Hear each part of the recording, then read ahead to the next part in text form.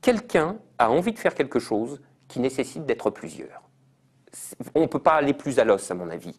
Comment fait-il pour faire venir ces autres? Comment fait-il pour impliquer des puissances tierces dans la réalisation de son propre désir? Et vous voyez bien que ça passe outre les limites du simple problème capitaliste.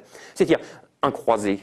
Le croisé veut la croisade. Je veux dire, Alexandre veut l'Empire. Ben oui, mais la croisade et l'Empire, ça se fait pas tout seul. Il faut du monde avec. Ouais. Comment on fait venir le monde? Alors, faire venir le monde, faire venir les puissances tierces, pour les faire entrer dans la réalisation de son propre désir à soi, c'est ça que j'appelle le rapport d'enrôlement. Et le rapport salarial est la déclinaison contemporaine, capitaliste, d'un rapport d'enrôlement qui est en fait bien plus général et qu'on pourrait retrouver à l'œuvre dans des sphères d'activité qui n'ont rien de capitaliste ou qui ne sont pas dirigées vers le profit. Oui, sauf que là, il y a la centralité de l'argent quand même. Justement, dans le rapport salarial, comment ça marche? Qu'est-ce qui fait qu'on se retrouve enrôlé quand même? Le principe de base, le désir basal, comme vous le dites, c'est la question du fric. C'est qu'on ne peut pas vivre autrement qu'avec de l'argent dans nos sociétés. Or, dans nos sociétés, le pourvoyeur d'argent, c'est l'employeur pour le commun des mortels. Après, quand on est employeur, c'est le banquier. Mais pour la base, c'est l'employeur qui est le fournisseur d'argent. Et donc, évidemment qu'au cœur du système, il y a la question de l'argent, centralité de l'argent dans nos sociétés. On ne peut pas s'en passer. Et ça, c'est un truc, vous bottez un petit peu en touche sur ça, parce qu'on se dit, au fond, la question du salariat et tout ça, elle est tellement, comment dire, reliée, connectée à la centralité de l'argent. Vous la remettez pas en cause. Vous n'allez pas jusqu'à dire, au fond, on pourrait aussi imaginer un autre système où, hop, on vire la centralité de l'argent, on imagine d'autres modes de rapports sociaux, etc. Vous n'allez pas jusque-là. Vous travaillez dans un modèle qui est conditionné et forcément limité et contraint par, il y a le rapport d'argent. Il faut gagner de l'argent. Oui. Vous n'allez jamais jusqu'à imaginer une société où on se passerait de cet outil-là? Alors là, il y a pas mal à dire là-dessus, parce que c'est une sacrée question, la question de l'argent. Il faut recommencer par dire, en effet, que comment dirais-je, le mobile premier de l'alignement du désir des salariés sur le désir capitaliste, c'est la nécessité impérieuse de se reproduire dans l'existence matérielle et biologique. Je veux dire, c'est la forme. Vous appelez se reproduire dans l'existence matérielle et biologique, ça veut dire bouffer, se loger, se... Bouffer, ça veut... Voilà. Et Marx a une formule dans l'idéologie allemande, je crois, où il dit se nourrir, se vêtir, se chauffer et quelques autres choses encore, qui sont les prérequis, les prérequis indispensables, hors desquels on ne peut même pas déployer n'importe quelle autre sorte d'activité. Il faut d'abord croûter. Et à la fin des fins, effectivement, c'est comme ça que le capitalisme tient. Parce qu'il a organisé la dépendance à l'argent. C'est compliqué, je veux dire, il y a une évolution historique qui a fait surgir les structures de l'économie marchande à travail divisé, dans laquelle les individus ont été radicalement privés de toute possibilité de pourvoir par eux-mêmes à leur reproduction matérielle et à leurs besoins. Et où ils sont donc obligés d'en passer par l'argent, c'est-à-dire d'en passer par le pourvoyeur d'argent, et le pourvoyeur d'argent, c'est l'employeur. Oui, parce que ça, c'est autre chose. C'est le fait que l'employeur soit le seul fournisseur d'argent, ça laisse de côté l'hypothèse, par exemple, du revenu minimum garanti, revenu universel. Il y a aussi ces options-là, où on pourrait déconnecter l'argent et le travail et tout. Et ça, vous n'allez pas non plus dans cette direction. Hein, vous travaillez à modèle contraint.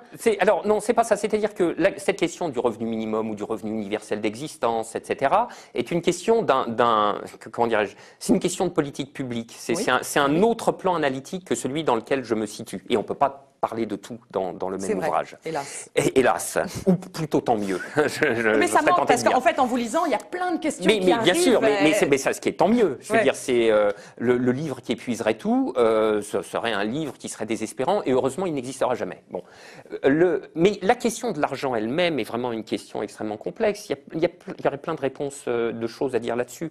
La première est que, d'abord, encore une fois, je le répète, dans des économies qui ont atteint le stade de développement auquel se trouvent les nôtres, où le travail a atteint le niveau de spécialisation et de division qu'il connaît, le pourvoir à sa reproduction matérielle passe nécessairement par par l'échange marchand, c'est-à-dire par son médium qui est l'argent. Voilà. Bon. La première chose. La deuxième chose, c'est que je sais bien que la dénonciation de l'argent est un discours à la fois... j'ai envie de dire aussi banal que très bien fondé. Il est spécialement bien fondé par les temps qui courent, où il a lutté contre le discours inverse, qui est une espèce d'apologie de la cupidité et de l'enrichissement sans frein. Donc il est utile en cela. Mais en même temps, il ne faut pas s'y abandonner complètement. En tout cas, il ne faut pas s'y abandonner sans précaution. Parce que le discours de récusation de l'argent qui consiste à dire, regardez, tous les maux de l'univers découlent en dernier ressort de l'argent, hein, selon la formule célèbre, qui corrompt, qui pourrit, etc., qui libère le cynisme, les égoïsmes calculateurs et tout ce que vous voulez. Débarrassons-nous donc... C'est de qui la formule? Parce que là, vous avez l'air de citer l'argent qui corrompt, l'argent qui je ne sais plus quoi, mais c'était tonton Mitterrand qui nous avait fait ça. Je maîtrise mal mon Mitterrand. Moi non plus. Je ne connais pas bien mon Mitterrand dans le texte, hein, mais qui avait sorti un truc dans ce goût-là. Et donc, passons-nous de l'argent et nous aurons éradiqué la source de tous nos maux. Hélas, ça n'est pas voir deux choses. La première, c'est que l'argent n'est pas autre chose que la projection extériorisée de nos propres désirs. Alors évidemment, sous la forme de l'expression marchande, sous la forme du désir d'objets marchands.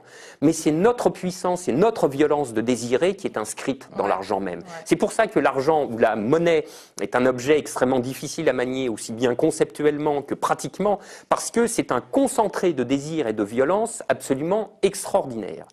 L'autre chose qu'il faudrait dire, c'est qu'il y a beaucoup d'utopies de dépassement de l'ordre monétaire et qui prétendent instituer de nouvelles formes d'échange qui auraient dépassé la monnaie. Hélas, elles reposent sur des contresens tragiques.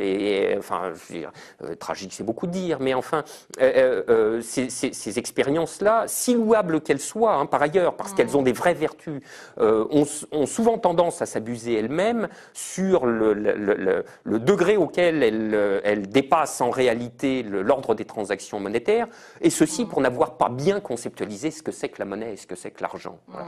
Alors là, si je voulais, je pourrais vous en dire, hein, si vous voulez, mais là, il faudrait faire un petit détour.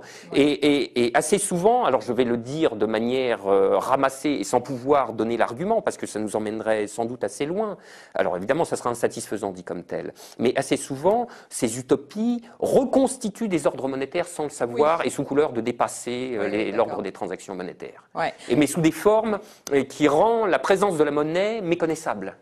Elle est là, mais elle est là autrement, et en conservant intacte toute sa puissance de désir et de violence. Et d'ailleurs, en général, il arrive que bon nombre de ces utopies monétaires tournent mal. Alors pas toutes, heureusement, mais ça leur arrive.